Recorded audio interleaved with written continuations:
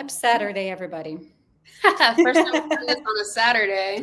Yes. Yeah. I feel like it's the only time that we both could be like we both have very hectic weeks this week and we wanted to get together. That's the whole point. That's what happens when you're a boss bitch that has to consult on hotels out of state, you know? Well, and what do you and you have your own things also. You're still writing I'm nonstop. still writing, and I'm gonna You're be writing writing. your book, yeah. Yeah.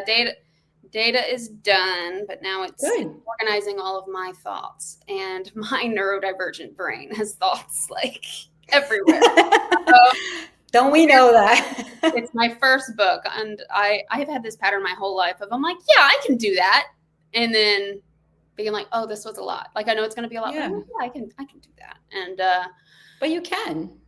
I can't. Yeah. I mean, I certainly don't have a confidence problem, so there's that. But I do have Listen, a pattern of biting off more than I can chew. but I think that's good, right? Like in a sense, that is good. Like the fact that you don't like you think you can do anything, right? I'm the same way. I'm always like, "Pff, yeah, I can do that. And then I'm like, oh no, I cannot. But then you already set yourself to do it. So you kind of push yourself to do it. And I think we talked about imposter syndrome a few episodes ago, like right in the beginning. I think that that's what it is. That first not impulse, but that first thought of like, I can do this. That's the true you, right? Saying like, I can do this. And then the imposter syndrome kicks in. It was like, no, you cannot. Yeah, that's true. You Yeah, know? the imposter syndrome comes from outside. You're right, and it's not that I'm not enjoying the process of writing the book. It's that I feel pressure to try to get it to everyone quickly, And right? that's the thing is because and I was it's so funny. I was just gonna say that. I was like, and that's exactly what it is because you say I can do this, but then you set unrealistic expectations of how it needs to be, and then you're like, I definitely can't meet that. And you're like, yeah, but nobody can. Like, this is not how, Right. that's Or not how back this is to what I supposed to work. preach about the quality goes down and you need to take breaks. You can't force something out because I'm like, oh, I got to do this so it'll be quicker. And like, it actually won't be quicker because my Yeah. brain's not rested. While like Yeah. every single time that I put it away and I actually make sure I get enough sleep, I wake up like with an idea, Yeah. Yeah. and I've been like that my whole life. And somehow I very slowly learn. I won't say never, but very Yeah. I think we just forget, right? We had this conversation a couple weeks ago about women. Every woman goes through their cycle every month, right? Like we go through hormonal cycle, and every month we're like, why am I so angry? Like, oh, yeah, Oh, that's why. But like, because it's not something that is just such a part of our lives that we're not paying attention. It's the same thing. I have to catch myself too. Like, and if we notice, life does give you those opportunities of like, that happened to me yesterday. For some reason, I wanted to. Uh, I never done those like Spotify's like yearly, like when they say year in review. yeah. And for some odd reason yesterday, I was like, I want to see what it says on my. And as soon as I pop up, the very first song was a song that I listen when I am like disconnected from everything. And I was like, oh, yep, I needed that. Thank you. Like, because it wasn't like the song was there for, but like the fact that I had the idea to go into that and listen to that in exactly the part of the song that it gets me back. And I was like, oh, yeah, thank you. Reminders. Yeah. No, So, sometimes we joked that like we've been doing this for decades and every 28 days we're surprised, but like I wonder, like we're not really, with all the work and the hustle, we're not in tune with our bodies. We're not no. trained to be this. So I wonder, I don't know if cultures that aren't as work centric, if people with periods there aren't as surprised because they're more Yeah. with their bodies. So Oh, I am sure. Right. Like, or just people. Yeah. Because it is, right? Like the United States definitely is very like work centric, as you said, right? Everything is for work. And you hear, I've never worked in Europe or anything, but you hear all these stories that like they take a full month off, which in Brazil you also get it, but it feels different when they say it, like, just how after hours I'm not responding to emails because why should I? So it became very like workaholic, and workaholic became the norm instead of just like, oh, these people are way too much. You right. know, Yeah, no, my but partner's from England and he's always like, what is wrong with you all? we just worked a lot. That's what it is, you know. Yeah. And it's rewarded, right? That behavior is the rewarded behavior. It's the being available 24/7 a day, 24, 24 hours a day, 24/7.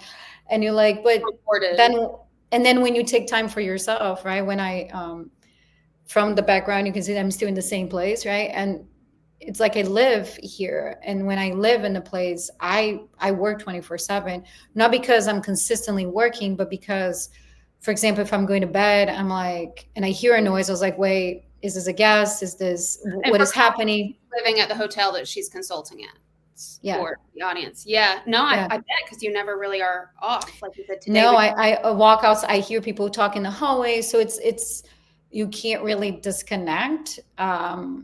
Which even though I try to do it, it's hard to do it because being as um, intense as I am about the things that I do, like I can't really disconnect to these things. But well, you but know, rewarded. I think those behaviors are rewarded to an extent. So a little sneak peek of some research I've been mentoring ooh, is I have an intern who's from the Bahamas. She's been interviewing people on like Bahamian versus U.S. norms and tourism versus not. And some of the people talked about the overworking is rewarded, and one of them talked about being let go because they did only work the hours that they were assigned because they were a single parent and they yeah, couldn't just stay indefinitely.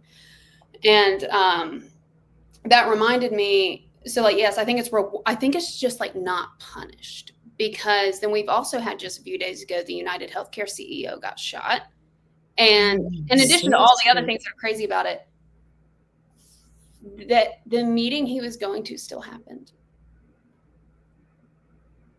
Like, yeah, so I don't know that that behavior is rewarded as much as it's not punished.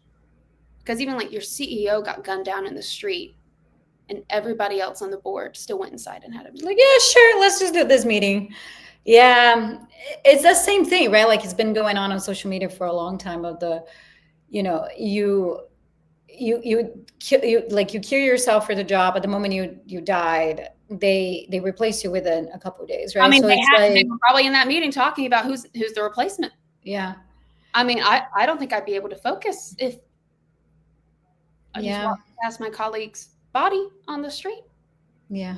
But anyway, But that goes into a great segue into the theme for here's our today, rambling intro for. which no, but that's a great segue into kind leadership, and that I think that that's the whole point, right? Like that there is a fine balance between holding people accountable, which we talked so much on the last episode, right? Mhm. Holding people accountable and at the same time being kind to them and being human, because we are all human. Mhm. And is that fine balance, that fine line, right? Like right in between, that's where kind leadership lives. So it's not about letting people walk all over you and not letting people do whatever they want, but it's about having an understanding and empathy when something arises, right? So I've been in situations where uh, people consistently call off, and it's always a different excuse, right? And in the beginning you're like, okay, because this was medical, which is fine. Well, now my son is something, and then this and that, and I'm like, I get it, and I'm trying to empathize with you. However, I have 30 other people that are depending on them, and they are suffering because all of these things are happening to you, right? So you're trying to, because you have to accommodate both people. You have to accommodate the people that don't have issues, and you have to accommodate the people that do. Yeah, that's a really um challenging and like daily leadership yeah, position. yeah. Is And like then how, understanding that this is a real problem, and also you have a hotel to run. correct. And I think that that is where I see a lot of again, people just like, oh, it's fine. They know that people are taking advantage of them because they see somebody doing that and you don't do anything about it. They just take that. So they take the inability to lead as a signal for you to be taking, for like, okay, now it's a free for all. You know what I'm saying? Like, so and Especially it's, when you're a woman and a younger woman. yeah, too. It's because you're already pressured to be nice and Yeah. understanding, and you're already not taking it seriously. Yeah, and we talked about this also with the idea they see you as your mother, right? As a motherly figure. I had to have this conversation many times throughout my life of like, I am not your friend and I'm not your mother. I am your leader, right? I'm not. You cannot talk to me at any time of the day. You can't text me at 10 o'clock at night because, oh hey, like something so minor that could have waited into the next day. This idea that that a leader needs to be available 24/7 for somebody, it's also mistaken, right? Mm-hmm. There's still a Like if boundary. Yeah. I'm still a person, right? Like Mm-hmm. leaders are still people. And this whole thing is like, oh yeah, no, people are just trying to be nice. Like, oh yeah, no, you can reach me at any time. It's like, no, you can't, because I need to sleep. Because if I don't sleep, I can't be here for you when we're all awake. But so having conversations of like, and text messages, right? Like people text you the smallest little thing throughout the day. And I had to have a conversation again many times throughout my career of like, guys, texting, anytime you message me, I stop what I'm doing and I focus on what that is. That is work. Like that is work. And if it's a problem or if it's a complaint, I have to refocus. And if these things are not urgent, meaning you're not running to the hospital, you're not sick, you're not somebody in your family, there's no reason for you to not wait until you see me in person, right? So I think and that comes from a generation now that comes that everything's a little tax again, right? Like there are I was watching that a documentary, I forgot the name, about buying, what is the name of that? It's like, I think it's on Netflix, about how we are this is going to make sense, I promise. How we are um, oh my god, manipulated to purchase things, right? Like, and how Amazon does that. Oh, yeah. But the Yeah. one thing she said, like I think she was the previous CEO of something or something high up on Amazon. She said something. I was like, it's true. She's like, one of the first things we wanted to do is that we wanted to be there when the customer wants to buy it. So, for example, I don't have toilet paper. You're sitting in your bathroom and you're like, I don't have toilet paper. They want you to be there and be like, ordering toilet paper here, boom, done. It's going to be here tomorrow. You know what I'm saying? Oh, I'm running out of We're toothbrush. all on a subscription so it doesn't happen again. Yes. Yeah.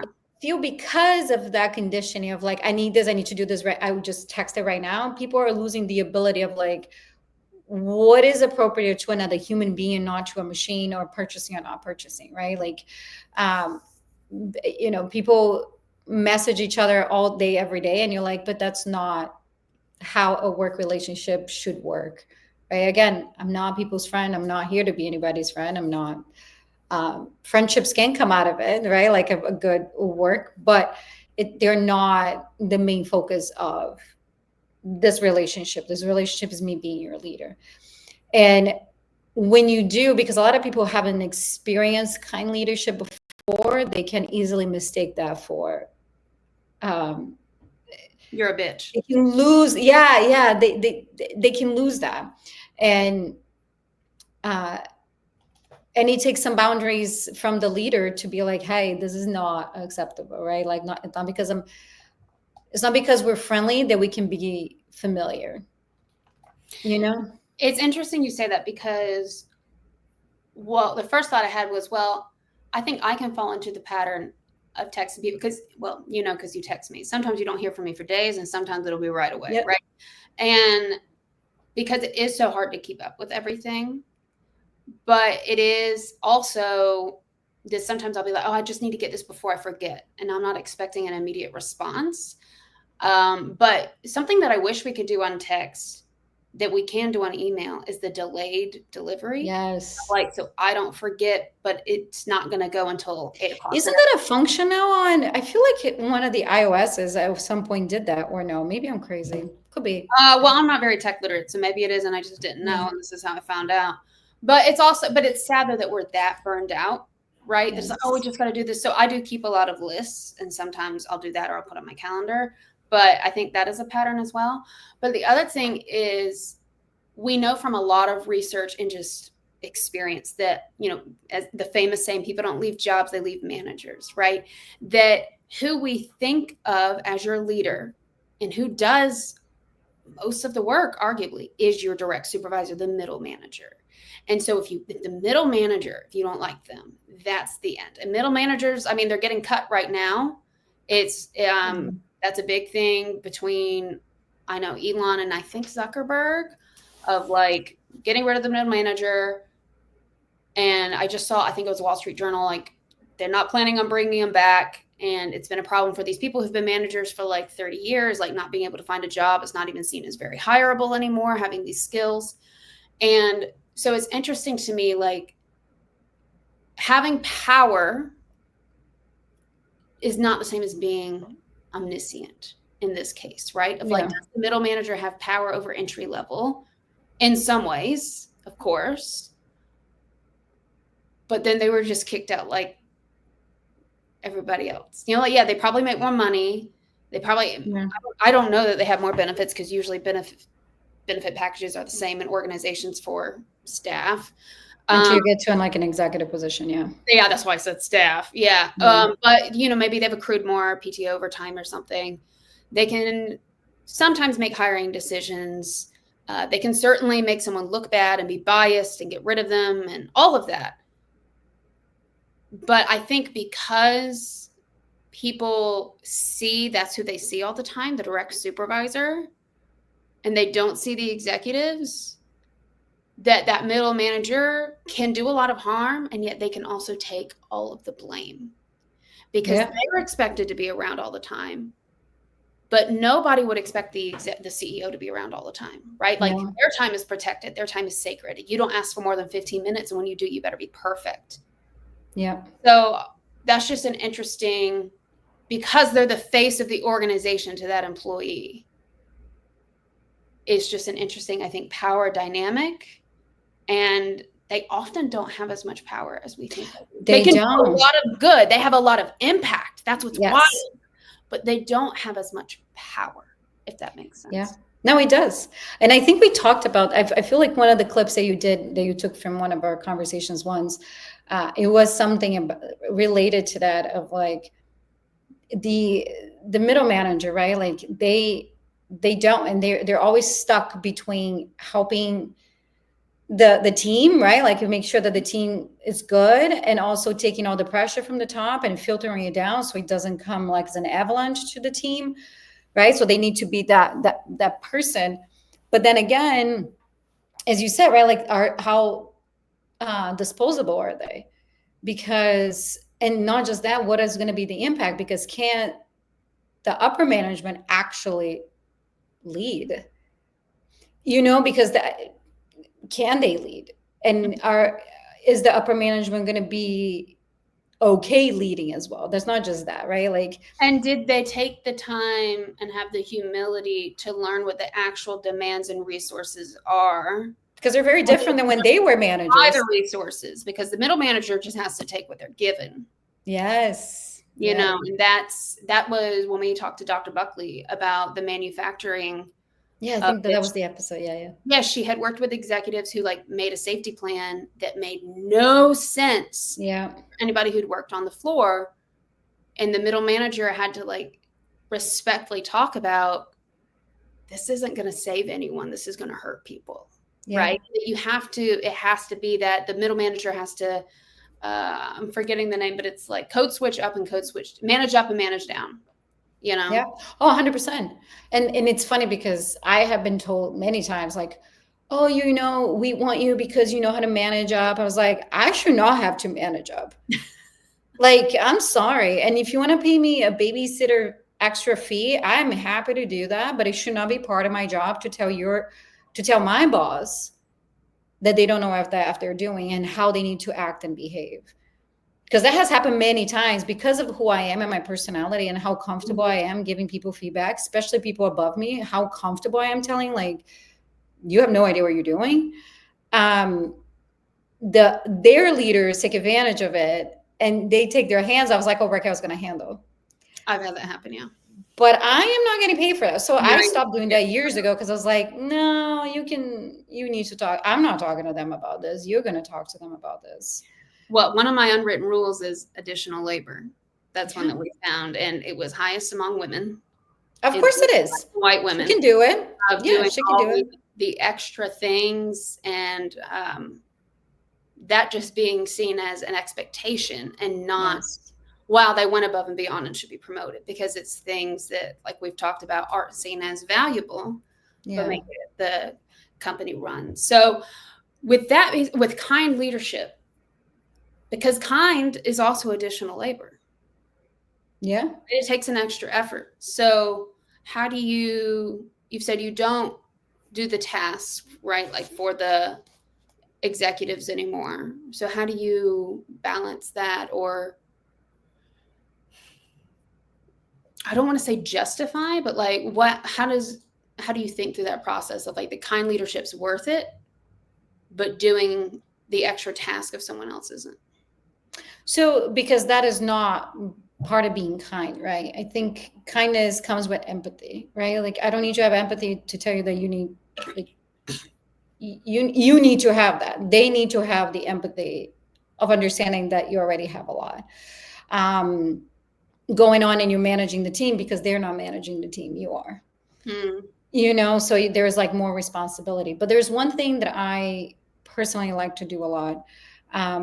Whenever I'm presented with the situation, right? I really truly take a step back and be like, okay, so what is actually happening here, right? Like, is it one of the things that has always triggered me was I would start a job and I'm told that people don't know what they're doing and you need to start writing them up. And I was like, okay, have they been taught this?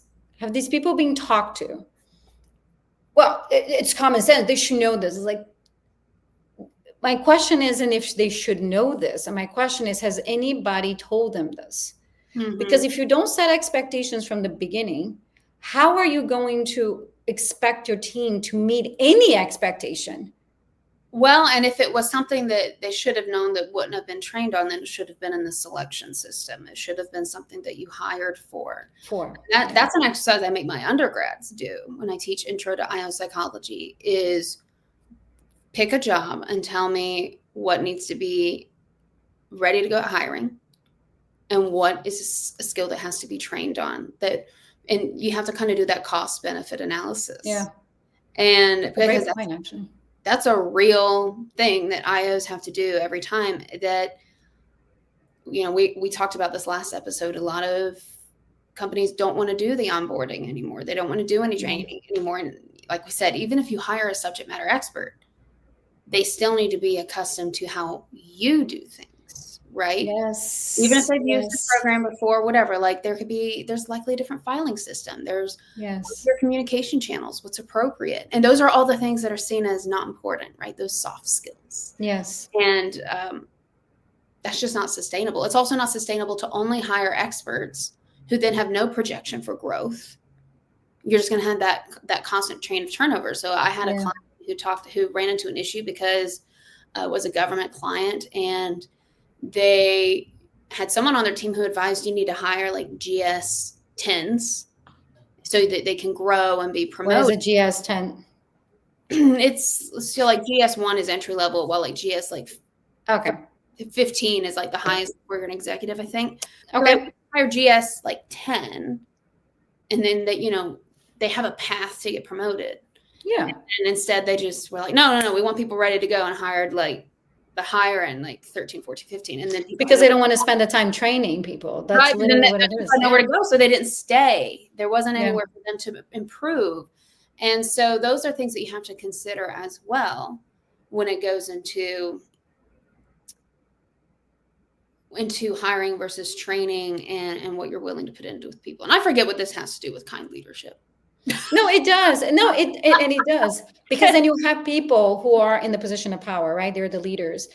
And they don't take that approach, and they just say, they should know it, I'm going to fire them. And you're like, but have we talked to them?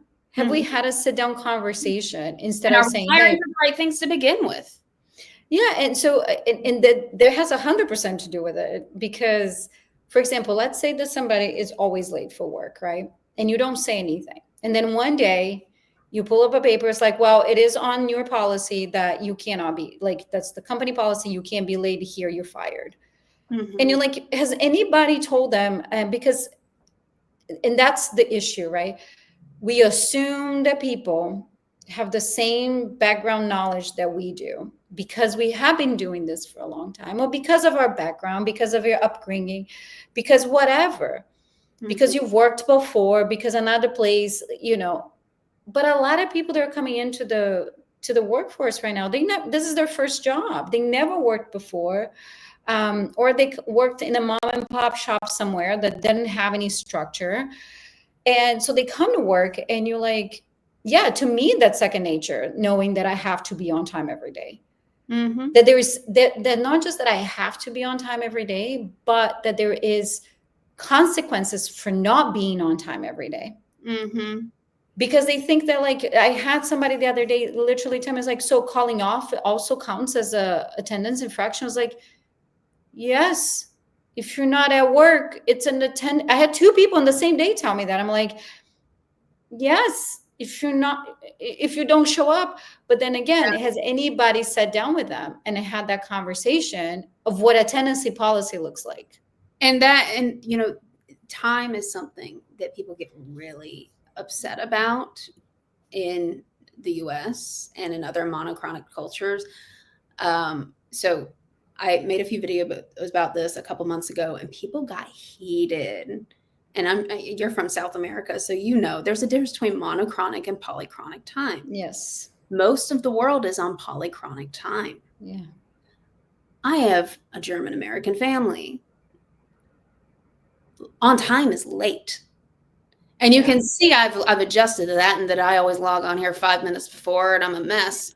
But that has come. Let me tell you, that has come with COVID, relying on public transportation, and living in Miami for 3 years.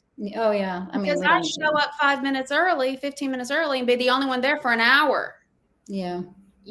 And so we do have to have these conversations from a cultural awareness standpoint, and especially thinking of people who are just entering the workforce now. A lot of them post-COVID had their schooling disrupted. Even if they Yes, high that's true. school, Yeah. they didn't have The the time. structure. Even if they went to school in the US, they didn't have that. This is your period. This is your period. This is your period. Some of them had, like, here's the recording. Watch it later. Yeah. Right. Or like a Yeah. lot of No, it that got is disrupted true. and became on demand. And so it's an equalizing the playing field to have that conversation. And it's how you get people that are willing to do that job. Because if Yeah. that's not going to work, if they have, other desires for a job, if that's a deal breaker, you don't want to waste your time hiring and training. Yes, which is true. And the thing, you said the pandemic, and that makes a lot of sense too, because you didn't have to, you just got up and you were logging in, you didn't have to get ready. And that those things take time, right? It takes Yeah, time. especially with what you do in, like, luxury hotels, where you need to be, like, You put have, yes. ironed, put together. Yeah. Yeah. So, and you have, and you, if you, I use public, I love when people's like, well, but I take the bus. It's like, so do I. Why? And I'm here every day on time. But the one thing is that in jobs, for example, any job that there's shift basis, right? So you are relieving someone else, you can't be late, because then you interfere with somebody else's time, and you interfere with somebody else's um, life, right? So if you're late and you are a mother and you need to leave on time to pick up your child, and you're like, well, I just didn't want to, I missed the bus, and because I was already running late and all that, you're being disrespectful to your coworker who's been there already for 8 hours of their day, just waiting for you to arrive to depart. And anybody who has ever worked in the service industry, again, that needs that person to relieve you, service, or even I'm guessing also, medical, like there is you wait for that hour for the person to arrive so you can relax, because at that time either you had a rough day or there's a lot going on and you need the extra help. And even if your manager's with you, I'm not talking. Shift. right? Like, so you want the person to be there on time because you're counting on that. So then you feel like, well, it's only 5 minutes. Dude, 5 minutes can feel like an eternity when you're not, when you're tired, when you need that, and we said this before on last week, and I continue to say the same thing. When leadership does not take the approach to hold people accountable, we are tailoring the business to the people who do not perform.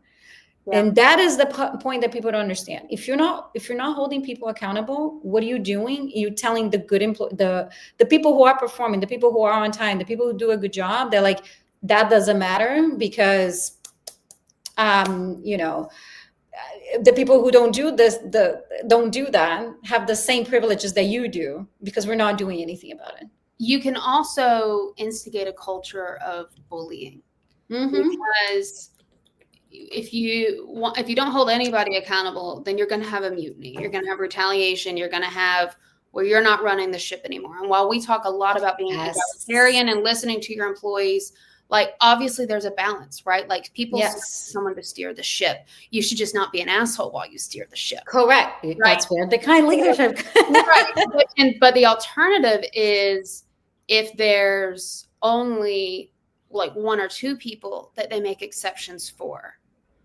then it can be a favoritism thing, and then people start bullying and the resentment and all of that. So and that has very real financial implications, with turnover, with, God forbid, it escalates into something violent, which is increasingly happening these days. And not to mention, what would one of those luxury customers think if they saw this, right? But I recently had to do a harassment training for one of the clients that I have. It's one of their requirements. And, I was shocked by everything in it, right?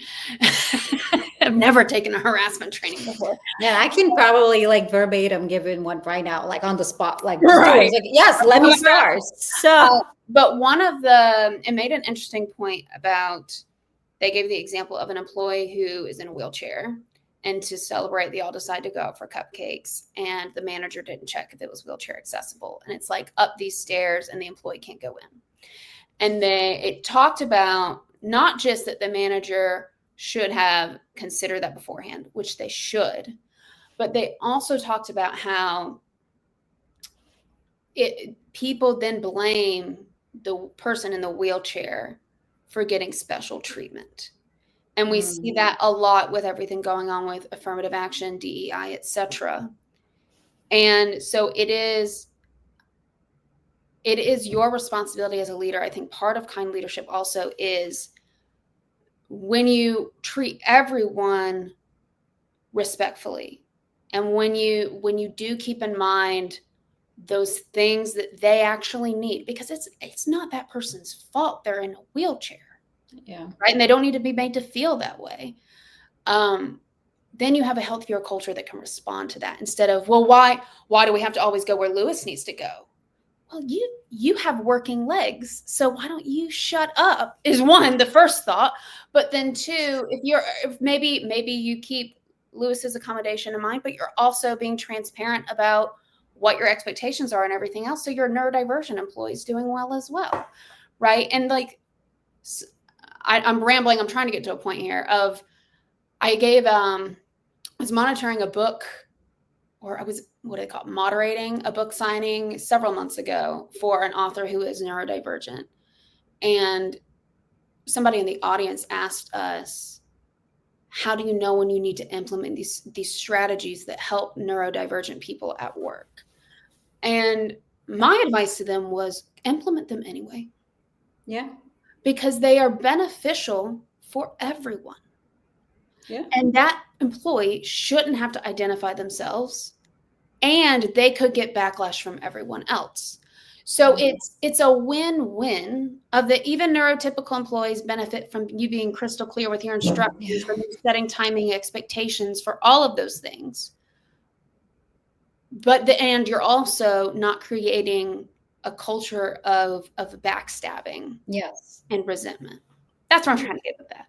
No, and it's true, right? So I I've had in the past couple of years a couple of um, gender neutral associates, right? Mhm.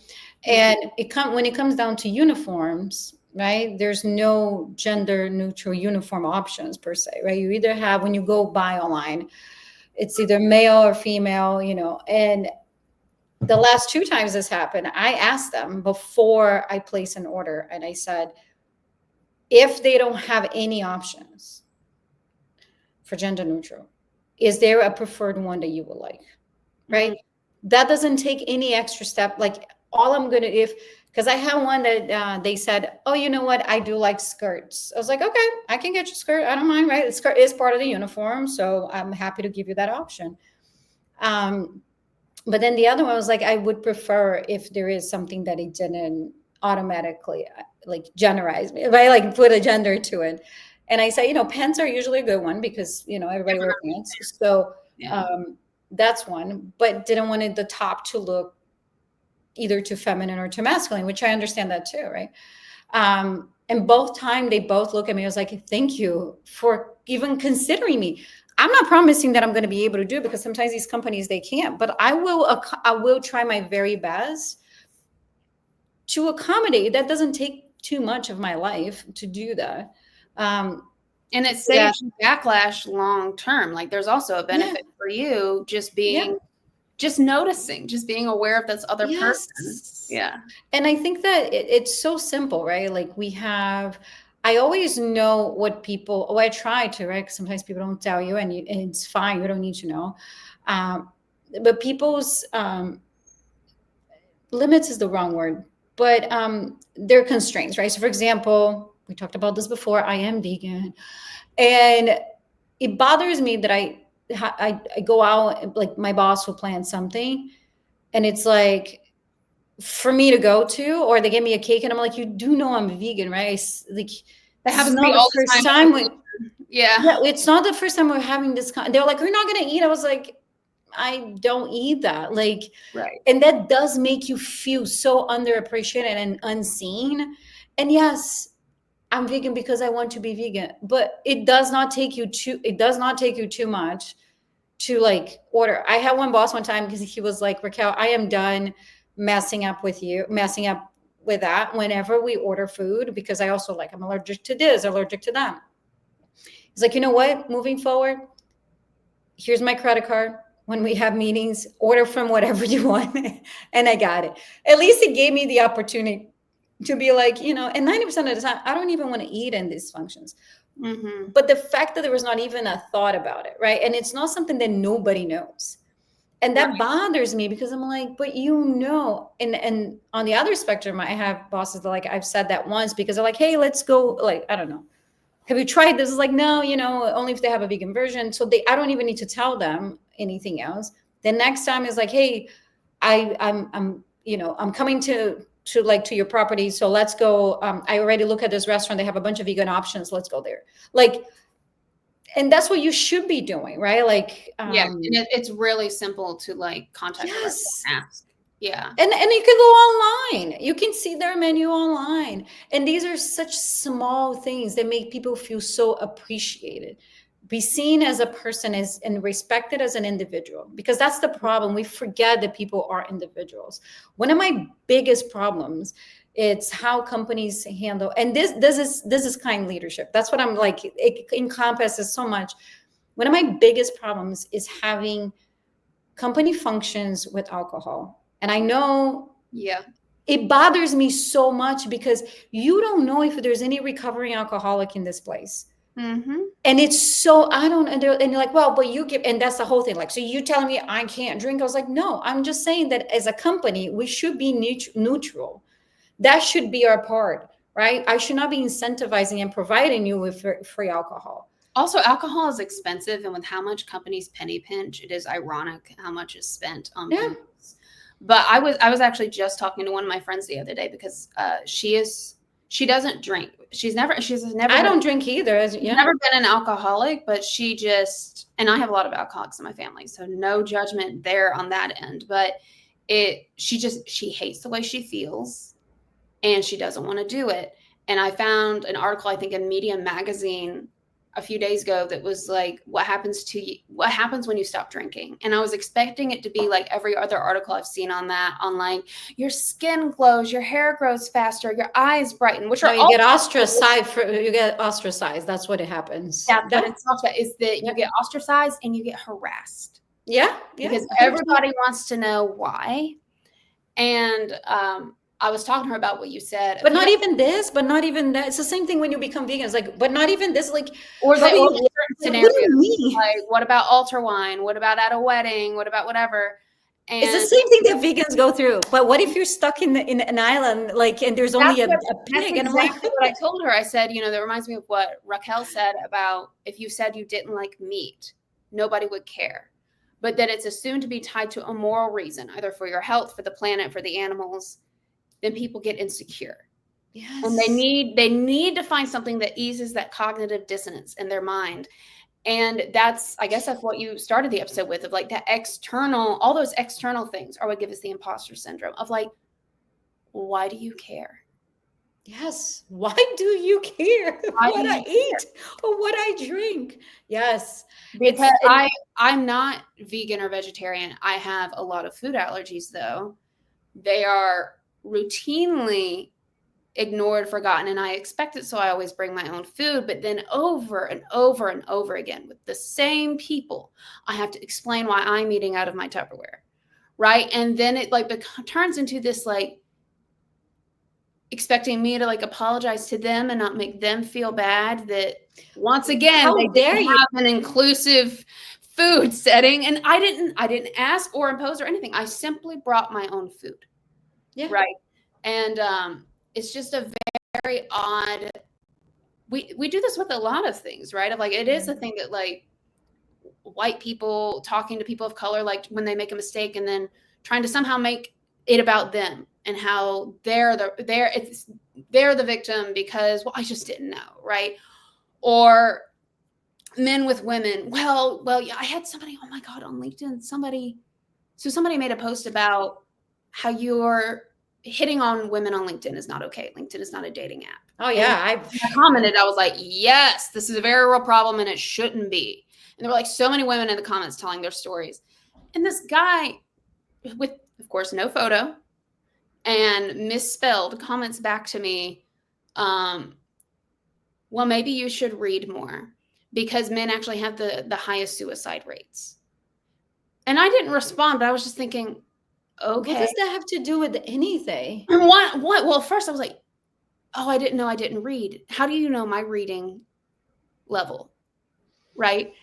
The only reason I didn't comment back because I was like, you're just going to look elitist as someone with Ph.D. in their name being like, really, you think I don't read? I'm writing a book right now. You know how much reading that involves?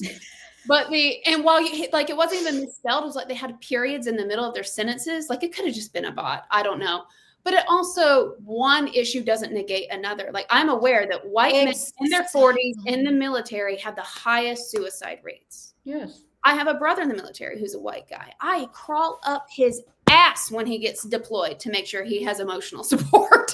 But it's true. But as you said, it doesn't negate the other. Doesn't negate. And ironically, it's all connected to the same system, right? The same system of like hierarchical patriarchy that tells men they can't be emotionally available and they have to fend for everything themselves, and the women have to do all the emotional labor. That's hurting both of us, right? Yeah. So, but I was like, yeah, I don't think this person really wants to hear that. But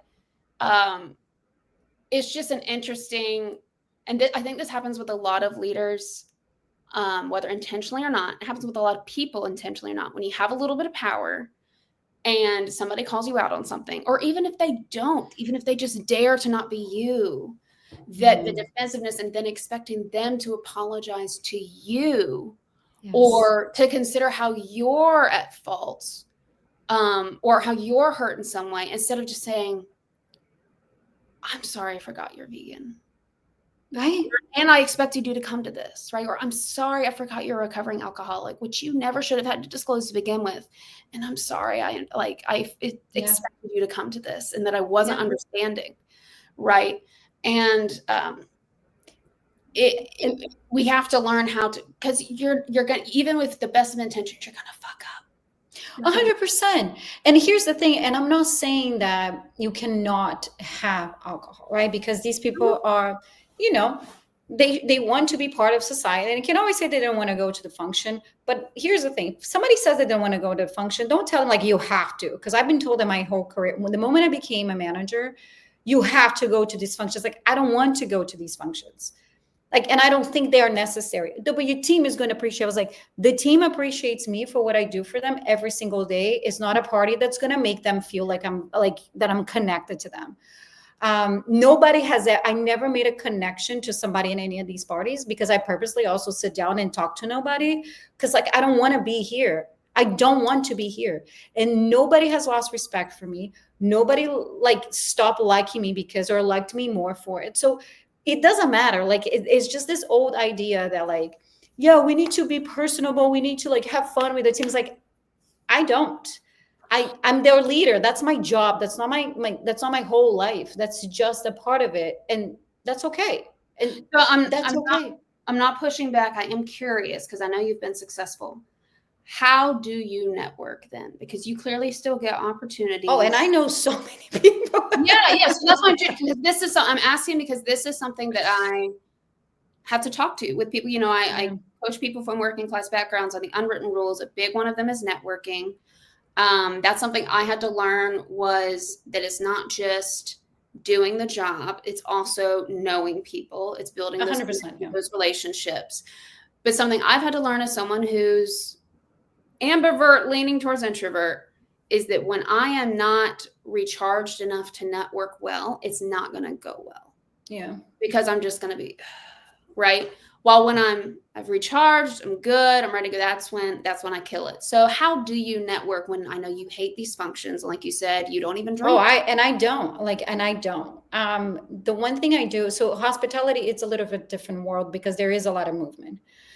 Right. And because I've worked in so many places, in so many hotels, it's easier for me. However, wherever I'm at, I build really good relationships with the people that I work with in that environment. And they will eventually leave, right? And then they're going to work someplace else. And then I connect through them, right? And so to me has always worked in the sense of I'm very good at my job. Mm-hmm. Everybody in my circle knows how good I am. So the word starts spreading out, right? Of like how good you are. So when your subordinates that then they move on, they get promoted and they bring you back in. Yes, that has happened. Points for kind leadership. Points for what? The points for kind leadership. Yeah, I've had it enough times where people like just call me like, hey, I need help with this. I need, or I apply for a job somewhere. I'm like, oh, I go on LinkedIn and I have worked with this person. I don't know. And I always have good relationships. And the people though I don't have a good relationship, there's only 2 in my career. Nobody has a good relationship with these people. So it's like actually a common point where we're all like, well, you work with this person. So did I. We know how bad it was. So There's it's still that connection. Yes. But I think that is the idea is that like when I'm at work, I'm present at work. Mm-hmm. Right. And I am, I'm professional. I am friendly. I am personable. But at the same time, it's like once I'm not here, I'm not here and I don't want to be here. Right. I want my time away from the work environment to be separate in a way. Right. I talked about integrated work life integrative, right? Not necessarily balanced. But there is a time that and the integration also works like that, where if I'm here, I'm here. If I'm there, I'm there. And there's a small blend in there, but still, like, for example, and I think that's to me has always worked. I always make sure that I build good relationships where I'm at. Mm-hmm. Instead of like just doing whatever and starting fights and starting arguments. No, we're going to build good relationships. And so they can talk to their peers or somebody they worked before. So, and that's how I connect with people pretty much. I love that. I mean, that shows another, we always talk, you should always be kind because it's the right thing to do, right? We always say this, but we also, because we know people don't always care, there is a benefit to it, right? Of not just being a kind leader, but being a kind coworker. And we always distinguish kind and nice, because you will get to the point where it's time to hire the company maybe you're at. If you're in a small field, it's like, hey, we know you worked with this person. We're thinking of bringing them in. What was your experience? And it has happened to me before where like the worst workplace bullies I've ever seen. They were like, their resume looks amazing. And I was like, they will destroy this company. Oh, it has happened to me too, where I'm like, I saw the name, I was like, we're not hiring this person. Yeah, we're not. They're on the job market for a reason. For a reason, yeah. And I don't care that they went to XYZ school and whatever they told you about their time at where we both worked, they were awful. And not because it's always the company, it's always somebody else's fault when you talk to these people. It's like, oh no, they were terrible to me. Or they just don't bring it up and they take credit. They say someone else did it. They're like, oh yeah, well this person said they did that. And it's like, no, they didn't. Yeah. Right. And it won't even be that's not even like a personal revenge. It could be, there are people that I would not refer to a job that they were kind to me or nice to me, but I knew they were assholes to my team. Yeah. And I would never bring that in without an acknowledgement of that and a rectification. That can happen. Yeah. So I think, and with the body of work that I'm merging towards, it's a lot about how can we be kind at work, be kind leaders, and how that actually works better than the alternative, right? Yeah. The ones that care too much, the ones that don't give a crap, or the ones that are authoritarian, or the ones that are like, that's your problem. And there is this human part of it. And I think that a lot of people, I was talking to somebody the other, and I'm very direct and I'm very firm when I talk to people because I need them to also understand the severity of things, even though they might seem minor. And I was telling this person, I said, this and that. And many times actually in my life, they're like, you know what? You're really a good coach. Like you really, I appreciate the feedback because not a lot of people that's also kindness. Take time of your day to give people feedback on things that it will improve their lives, right? And I'm not talking about just like, well, they're not here on time, so like that's a different story. But like, hey, the way you said that, don't say it like that. Well, because what a lot of people do, and that's what I see throughout most of my career, most managers, most leaders, most supervisors, they will see the behavior, not address it, and just complain about it. So they'll be like, oh my God, like, I don't know, she always says that, or she always does this. And you're like, okay, have you talked to them? Have you talked to them? Yeah. They should know better than this. It's like, have you talked to them? And communication styles are also cultural, global. Yes. I mean, yes. Latin American and African rooted cultures are much more direct. Yeah. And it allows more emotional expression. Asian cultures and European white cultures, not so much. Mm-hmm. Right. And then my work shows there's class differences in between there as well. So just the expectation that you don't talk to someone like that. Where? And that's I think it's based on like the legal side of corporate America, because there's a lot of legal nuances that you can get to. You know what I'm saying? Like, I think that's where legalese, right? So you still got to translate that on, if this is their first job in corporate America and they've been working somewhere where you just said, hey, don't touch that, it's still hot, right? Then there needs to be some balance. Yeah. Training. That's true. I like go ahead. No, go ahead. I was going to shift gears. So do you want to finish? No. Okay. I was just going to say that I like that you brought up the benefits of kind leadership, but that you also brought up in the beginning, we were just rambling, of course it ties back, that you said that leaders deserve boundaries. Yes. Because the other extreme, especially for women, is you give too much. You give. You're trying to do all the right things, and then you just burn out. And you either quit or you stop giving a crap and you turn into a right? And during all of that, you're getting abused more because people just know you just giving. So that's, again, I think a difference between kind and nice. We had a whole episode on that. Go back to episode 2, people. It is still kind to say no, right? You're just being transparent about the no, or you're saying, I need a minute. Yeah. right? Or this is not an appropriate time. I'm at home with my family. Yeah. Right. Or I'm at home by my damn self, right? Like it's just, it's whatever that, there's always that being kind doesn't mean you're available all the time. Being kind Yes. doesn't mean that it's always a yes and you get whatever you want. Right. But it does also mean that I see your humanity. Yes. And That's what it is. Yeah. I don't think you're a robot. Yeah. And also, again, right, the kind and the nice, just because I'm kind doesn't mean that I don't see everything that you're doing and the things that you're trying to take advantage of. Yeah, it doesn't mean I'm not going to hold. It's not kind to not hold people accountable. Correct. Like you said, that one person that gets away with everything. What about the 30 other people? Yeah. So it's Yeah.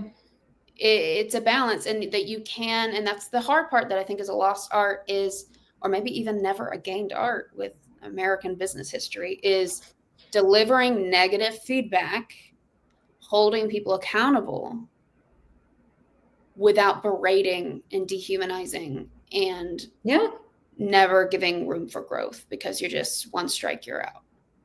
One thing I would say, because I do know you have a hard stop, but I will say this: the one thing I've learned about myself that I've always done it, and I've seen that as a positive thing, is that, hey, listen, let's say that you did something right, and I'm like, hey, you were late today. We had this agreement. Please make sure you don't do this again. Okay. Mm-hmm. What are we gonna have for lunch? Like that is it. Do you see what I'm saying? Like it's not you that it's the problem. It's the one thing that you did that it's right. I don't want it to happen again. Accountability is not shame. You're not saying you're a piece of shit for, you had this booked. It's a Saturday. You stood me up. You're not terrible. Yeah, no, but it's like, hey, I need to make sure that this doesn't happen again. Okay. Make sure no. And then I just need to say, you're right, I'm sorry, and not say, well I'm actually the victim here. I don't know how I'm the train that is like, I don't care about the train. I had this one time that I had one agent, she was new, a front desk agent, she was new. And I'm telling her like, hey, just make sure you don't do this again. And she started telling me, and I'm like, there's nothing that's going to come out of your mouth that's going to make you right now. So just like, I didn't say it like that, but I said, listen, I don't care the reason. All I'm saying is like, and you're not in trouble. All I'm saying, don't do it again. That's it. And somebody that it was the next time was like, they say like, Raquel will win because she doesn't like, I have basis for what I'm saying. Mm-hmm. I know, right? I know why you did it, and it doesn't matter. Do something with a vindictive. Yeah, there's always one or two, but like the majority is not. Majority don't, like the majority had a reason. Yeah, and the reasons still wasn't the reasoning that you, the leader or the company, expects. And so you're educating her and being transparent about what it is. Yeah. But it was funny because they're like, listen, there's nothing you can say that somebody else like, there's nothing you can say that she's not going to tell you not to do that again. She's not telling you that like, just don't do it again. That's it. And if you didn't, you would be setting her up to fail. So here's for not setting you up for failure. We're gonna stop right now so you can get to your appointment. Thank you. Well, happy Saturday, everyone. Happy Saturday. And whatever day you're watching this on YouTube. All right. Have a good day, guys. Till next time.